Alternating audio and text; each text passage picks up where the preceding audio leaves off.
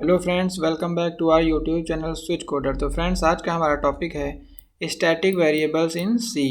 आज हम लोग देखेंगे सी में स्टैटिक वेरिएबल्स क्या होते हैं। लास्ट वीडियो में हम लोगों ने देखा था लोकल वेरिएबल और ग्लोबल वेरिएबल क्या होते हैं। आज हम लोग इस वीडियो में देखेंगे स्टैटिक वेरिएबल्स क्या होते हैं।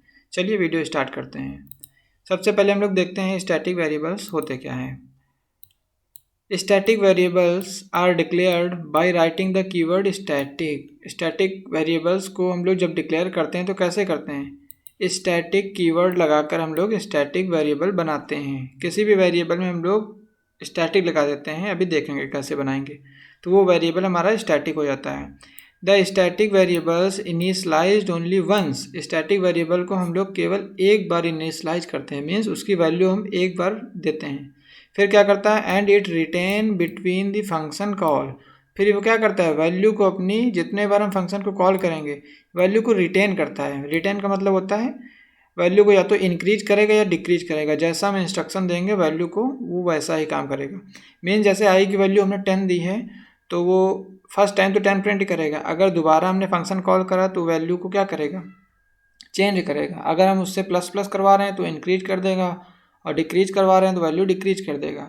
बट फिर से वही 10 वैल्यू नहीं लेगा। वो वैल्यू एक बार हम लोग इनिशलाइज करते हैं, उसके बाद वैल्यू को रिटेन करता है, मीन्स अपने जो कंडीशन के अकॉर्डिंग वैल्यू को चेंज कर देता है। अभी अगले एग्जाम्पल में हम लोग देखेंगे।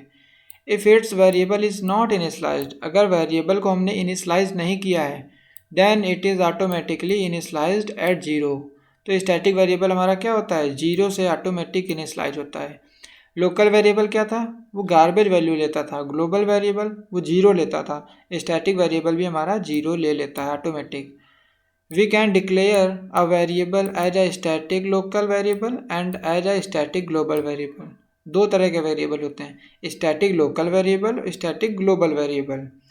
It will work as same as local variable and global variable. ये बिल्कुल लोकल वेरिएबल और ग्लोबल वेरिएबल के जैसे काम करते हैं, बट स्टैटिक लगने से थोड़ा सा चेंजमेंट होता है। क्या होता है ये हम लोग एग्जाम्पल में देखेंगे।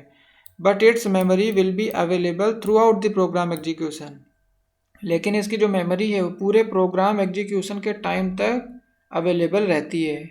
ऐसा नहीं है कि वैल्यू काम हो जाने के बाद वैल्यू ख़त्म हो जाए, फंक्शन का काम नहीं। जब तक प्रोग्राम एग्जीक्यूट होगा तब तक हमारी स्टैटिक वेरिएबल जो है उसकी मेमोरी बनी रहेगी। इसका सिंटैक्स क्या है वो देखते हैं। सबसे पहले हम लोग स्टैटिक कीवर्ड लगाते हैं, फिर एक डेटा टाइप देते हैं, किस टाइप का वेरिएबल बनाना है, इंटीजर, कैरेक्टर, फ्लोट, जैसा ही बनाना हो डेटा टाइप देंगे। फिर हम लोग वेरिएबल का नेम देते हैं, फिर हम लोग वैल्यू देते हैं, मीन्स इनिशलाइज करते हैं। अगर चाहें तो करें, नहीं चाहें तो वो वैल्यू ऑटोमेटिक जीरो ले लेगा, जैसा कि यहाँ बताया गया है। फिर सेमी कॉलन से हमने वेरिएबल को टर्मिनेट करते हैं, जैसा कि सभी वेरिएबल्स में करते हैं। चलिए इसका एग्जाम्पल देखते हैं क्या होगा। फ्रेंड, वीडियो अच्छी लगी तो वीडियो को लाइक और चैनल को सब्सक्राइब कर दीजिए, साथ ही बेल आइकन प्रेस कर दीजिएगा। चलिए देखते हैं। सबसे पहले हम लोग हेडर फाइल लगाते हैं। देन हमने एक फंक्शन बना लिया, सम नाम का फंक्शन बना लिया।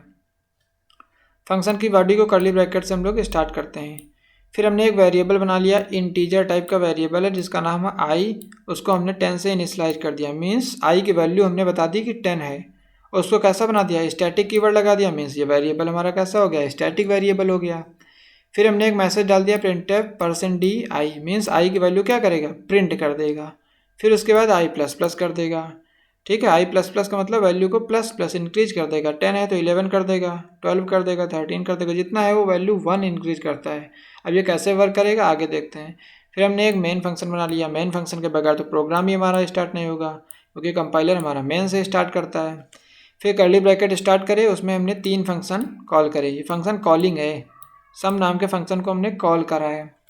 अब ये देखिए कैसे वर्क करेगा। पहले हमारा कंपाइलर कहाँ जाएगा, मेन पर आएगा।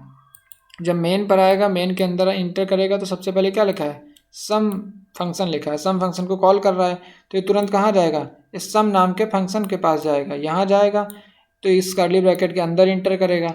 यहाँ देखेगा एक वेरिएबल आई नाम का बना है जिसकी वैल्यू है 10, बट वो स्टैटिक है, कहेगा कोई बात नहीं। फिर ये नीचे देखेगा printf लिखा है, क्या करेगा, वैल्यू को प्रिंट करा देगा, आई की वैल्यू प्रिंट करा देगा। देखिए आई की वैल्यू उसने प्रिंट करा दी, 10 थी 10 करा दी। फिर नीचे आएगा तो यहाँ लिखा है आई प्लस प्लस। आई प्लस प्लस क्या करता है, वैल्यू को इंक्रीज करता है। तो अभी वैल्यू कितनी थी, 10 थी, अब आई प्लस प्लस हो जाएगा तो कितनी हो जाएगी, 11 हो जाएगी। ध्यान रखिएगा अब वैल्यू कितनी हो जाएगी, यहाँ पर वैल्यू चेंज हो जाएगी, ओवरराइट कर देगा, 10 की जगह 11 हो जाएगी। यही स्टैटिक है, ठीक है। अगर ऐसे नॉर्मल वेरिएबल होता तो वैल्यू तो इंक्रीज कर देता है, 11 हो जाती, बट जब हम दोबारा फंक्शन कॉल सम को कर रहे हैं तो ये फिर ऊपर जाता, यहाँ जाता, फिर अंदर आता, फिर ये इनिशियलाइज 10 से ही करता। भले ही यहाँ पर वैल्यू इंक्रीज हो गई थी 11, बट जब दोबारा फंक्शन कॉल करते, अगर स्टैटिक ना लगाते, दोबारा फंक्शन कॉल करने पर वैल्यू 10 से ही लेता, बट स्टैटिक लगा दिया है तो क्या करेगा, वैल्यू जो हमारी यहाँ पे 11 हो गई थी यहाँ पर जाके 11, अब वो इनिशलाइज दोबारा नहीं करेगा 10 से, वो 11 ही लेगा। यहाँ वैल्यू कितनी हो गई, 11 हो गई।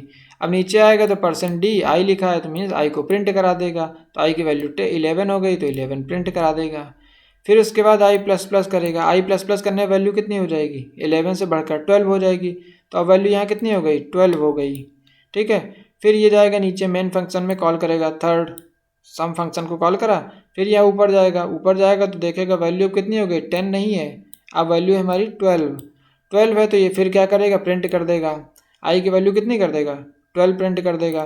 फिर उसके बाद आई प्लस प्लस करेगा, आई प्लस प्लस करने में वैल्यू कितनी हो जाएगी, अब इस बार हो जाएगी 30 होने के बाद यहाँ पर कर्ली ब्रेसेस के बाहर निकलेगा, मेन फंक्शन में जाएगा और देखेगा यहाँ तो कोई और फंक्शन है ही नहीं, तो क्या करेगा, इसके बाहर टर्मिनेट हो जाएगा, आ जाएगा बाहर। वैल्यू हमारी कितनी हो गई, 13 हो गई, बट उसका कोई काम ही नहीं है क्योंकि हमने फंक्शन कॉल ही नहीं किया। तो इस तरह से हमारा आउटपुट क्या आ जाएगा, 10, 11, 12। तो आई होप फ्रेंड्स आप लोगों को वीडियो अच्छी लगी हो तो वीडियो को लाइक और चैनल को सब्सक्राइब करिएगा। मिलते हैं नेक्स्ट वीडियो में।